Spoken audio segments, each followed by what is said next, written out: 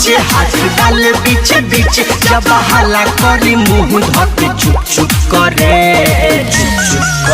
हमर दोनों बैलून साला धुप धुप करे हमर दोनों बावल ऊपर वाला भुक भुक करे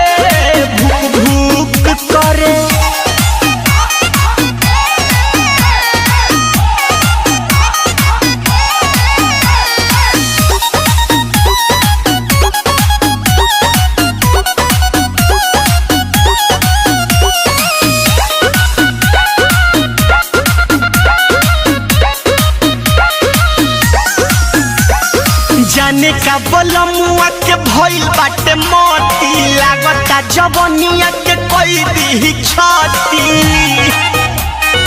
ए हो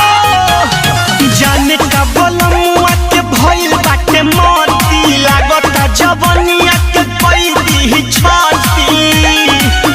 नहीं करेला आराम जब करेला के काम लगातार करे कब कब रुक रुक करे हमर दोनों बैलून साला धुप धुप करे हमर दोनों बावल ऊपर वाला भुक भुक करे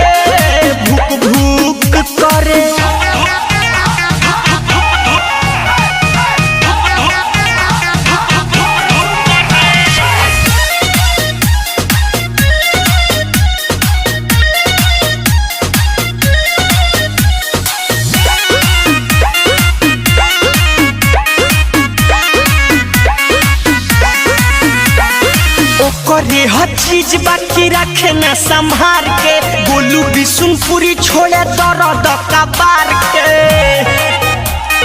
माई रे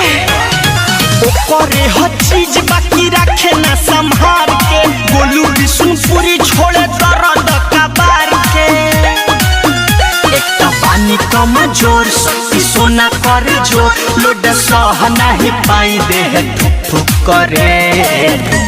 करे हमर दोनों बैलून